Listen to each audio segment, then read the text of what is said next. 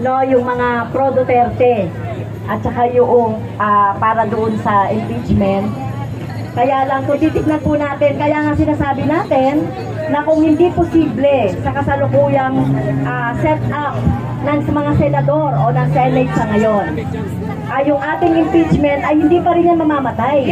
Kasi ipapasa natin yan sa susunod na sa susunod na bagamat ito ay open question. Sa susunod na na susunod na Senate set up, no, at hopefully yung sa susunod na Senate set up mas marami ang for impeachment. Kaya dapat tignan nyo yung mga kandidato natin sa pagka-senador na dapat ay naninindigan sa tama, di ba? Anti-corruption, naninindigan sa pananagutan. At syempre po, lumalaban po sa korupsyon. Titignan natin yon kung mamimili tayo sa mga kumakandidatong senador. So yun po yung pag-asa natin. Okay? So sa ngayon ay hindi pa natin po talaga natitiyak yung number natin sa Senado. Maraming salamat. Kung may mga nauna ng senador na hindi pa for election na nagbigay na ng kanilang panig, kung pabor sila o hindi, kaya ba yun kasuhan para inhibit? Kailangan na inhibit?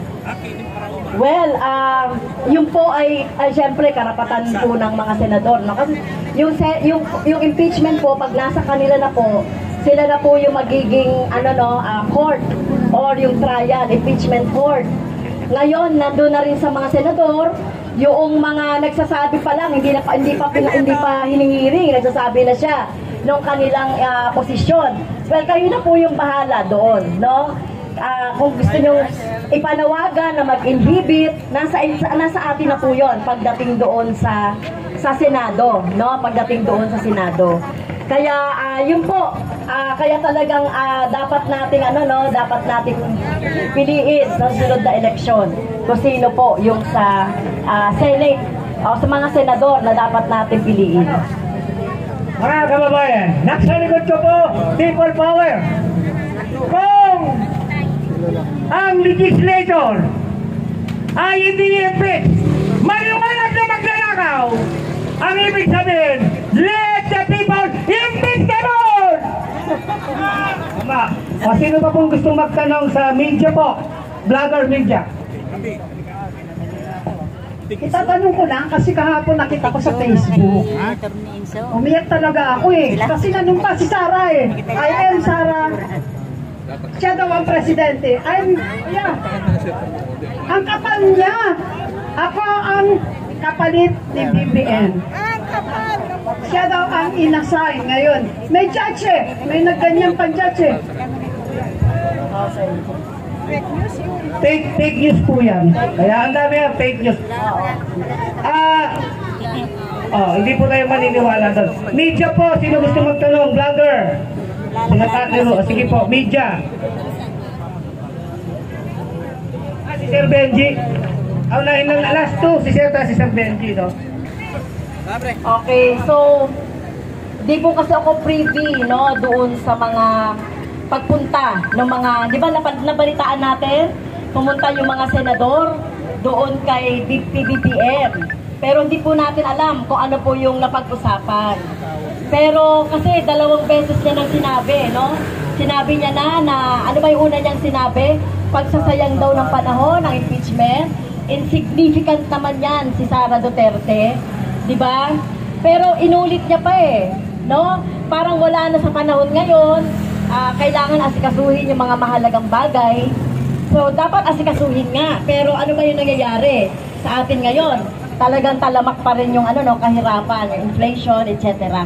So, ewan ko lang po sa inyo, ano po yung nararamdaman nyo doon sa mga statement na yon ni Presidente. Pero kami po, hindi po kami naapektuhan doon sa statement ni Presidente. Tuloy tayo, tama ba? Tuloy ang impeachment. Tama na. So kung yun yung sinasabi niya ay reverse psychology, no, nasa kanya na po yun. At sana po hindi maka-apekto ito doon sa ating mga kongresista. Yan. Good afternoon po, Congressman Castro. Tatanong ko lang kasi andun na sa House of Representatives. Ano na po yung status yung sinasabi ko? Well, ang sinasabi po sa fourth impeachment complaint, meron daw pong 12 ng mga kongresista composing of minority and majority. Sinabi ni Secretary General na nagsabi sa kanya na wag munang hintayin muna yung fourth impeachment complaint. Pero sir, hanggang ngayon inaantay pa ni SecGen. Baka itong fourth impeachment complaint ito ay combination na ito. Ang pwedeng mangyari, combination na ito nung tatlo, tapos mabuo na yung 103. So kailangan nating abangan yon, kaya huwag tayong panghinaan ng loob doon sa ating isinusulong na impeachment. Follow up po. Since you belong to the minority, sabi mo meron mga binubuo ng minority and majority congressman yung magpapal ng impeachment. Wala ka bang alam dahil yung mga co-minority mo, hindi lang sila pagsabi na kung kailan si Papay nito o kung sino-sino sila? Wala po. Kung meron man po ako naramdaman, hindi ko muna nasabihin kasi baka ma-preempt. No? Gusto nating magkaroon sila ng moment. So hindi natin pwedeng munang sabihin kahit na may alam ako na ilang mga kongresista sa minority and majority po. Hintayin na lang po natin hanggang next week.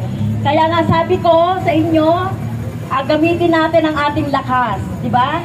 Yung lakas po ng ating mga ibinoto sa kongreso, sa anumang pwesto ay nanggagaling sa atin. So tayo po ay may tulak sa kanila para makapirma doon sa impeachment complaint ay dapat na gawin po natin. At gamitin po natin yung ating paglalabi. Kung kailangan na magkaroon ng rally sa mga opisina nila, gawin natin yon para makonvince natin sila. Okay. Maraming po salamat, Congresswoman Franz Castro. Palakpakan po natin si Congresswoman Franz Castro. So ngayon naman mga kaibigan, bago impeach Sara. Yan. So bago po tayo magtawag ng iba pang mga panauhin natin, ay vlogger po muna ang tatawagin natin para magpahayag ng kanyang damdamin dito, no? Pero bago po natin tawagin yung isang vlogger, mga kaibigan, na po admin, ay nais ko munang komentohan tungkol doon sa sinabi ng Pangulo na ayaw nga niya ng impeachment. Para po sa akin, hindi naman po ini-impose ng Pangulo natin na talagang, huwag kayong mag-impeachment. Ang sinasabi lang po ng Pangulo ay opinion niya bilang isang mamamayang Pilipino. Wala naman po siyang inuutos. At alam po namin na ang Pangulo natin, BBBM, ay hindi naman po siya diktador at hindi po siya magdidictate sa atin. Nakita niyo kami mga loyalista. Sinasabi sa amin ng mga DDS, bakit hindi kayo sumunod kay Bangag? Yan ang sinasabi nila sa akin. Ang sabi ko naman, iba naman kasi ang Pangulo. Iba rin yung aming mga opinyon, yung aming mga belief. Hindi naman tayo pare-pareho. Naniniwala kami na ang Pangulo natin ay gusto din ng impeachment kay Sara Duterte. Pero dahil siya ang Pangulo ng bansa, hindi siya pwedeng mag-sign. Papunta pa yun. So, intindihin po natin kasi Pangulo siya ng Pilipinas. Kaya nga, merong kikilos para sa kanya. At tayo yun. Yes. Diba? Yun. So ngayon mga kaibigan, sana malinaw na sa inyo. At isa pa, yung pagmamahal ng mga bilihin. Ay nako, pumunta kayo sa iba-ibang mga bansa. Ay nako, mas mahal ang bilihin sa kanila. Yung aking mga kasama, alam nyo ba, na nasa ibang bansa, ay talaga naman sabi nila, alam mo Admin Rich, mabuti nga sa inyo, napakamura ng presyo ng bigas. Dito, 2,000, 1 kilo. Oh, kaya pwede ba, huwag na tayo mag-usap tungkol sa presyo ng bilihin. Dahil baka mamaya-maya, magkalabo-labo tayo dito. Tayo pa naman ay nag-unite. Hindi ba? Okay. Ngayon, KDP, halika na dito. Ikaw ang susunod. Okay, so palakpakan po natin. So recap ko lang kanina nakapagsalita na po si Mame Peng. Ayan, tapos natanong na natin si Congresswoman Castro. Okay, so ngayon naman, pakinggan natin ang mensahe ng isa sa mga maghiting na nagpapaliwanag sa social media. Palakpakan po natin, JDB. Maraming salamat sa inyo. Lalakasan ko, bakit? Okay. Itong tanong kanina, kung seryoso ba ang ating presidente, eh kung sabihin ko sa inyo, kung hindi seryoso yun, ba't kami nandito? Hindi ko kasi, kaya ko sinabi yun, mababasa namin ang galaw ng utak ng presidente. Nagigets namin eh. Di ba hindi nyo pa napansin? Pag sinabi niyang no, tapos nagkakaroon ng pagkilos, nakontra dun sa kanyang sinabi. Di ba? Tapos hindi na siya magre-react. And then recently, sumang-ayon na siya sa opinion ni JPE. Para kay JPE, hindi ito isang galaw ng politika. Ito ay isang galaw na legal na constitutional. At ang sabi ng ating Pangulo, isa yan sa pinaka-matikano nito, madaling salita, legal luminaries dito sa ating bansa. Diba? So, ibig sabihin po nito, umaayon na ang Pangulo. Ayaw niya lang kasing direktahang magsalita. Bakit? Para rin siguro malaman natin kung sino yung mga duwag na mga naghiring-hiring pa kay Sara, tapos ngayon, diba? Katulad na lang nito ni Pastor Abante. Noon, nabilib na bilib ako. Anak ng baka, hindi pa tinatawag ng langit, umaatras na. Diba? Hindi rin naman siya kasama sa naghiring kay Sara, siya pa ang naunang umiyak. Ipipirma lang daw natin. Kakarating ko lang din eh. Kakarating ko lang din. Ang naghiring kay Sara. Diba? Kung anong ginaang pinagsasabi nito? Eh, alam niyo naman na yun, balik-tari naman talaga natin si Abante. Panahon pa ng ABS-CBN, nung botohan, di ba? Ang atake niya against ABS-CBN. Nung botohan, tingnan natin ang ikaw lang. Tama, atras Abante.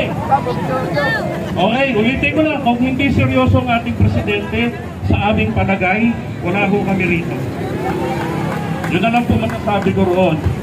Alam nyo, karapatan po ng mga Pilipino na itimang ang pagbaba ni Sara sa pwesto. Kung ayaw bumaba, meron lang isang paraan na legal na naaayon sa konstitusyon natin. Wala hong iba kung hindi ang impeachment. Diba? At yung nagre-reklamo, bakit dumitinig, nag-iimbestiga, hindi naman sinakuha etong mga kongresista. Mga kababayan, nasa ating konstitusyon na yung mga disbursements ang pera ng taong bayan, ito po ay subject ng full audit. At si Sara, ikinampanya namin noong 2021 hanggang 2022. Pasensya pa kayo. Naka-call center po kami ni Philippines. Kaya ganyan po kami. Akala namin po kasi abogada magaling. Mas magaling pa pala tayo doon.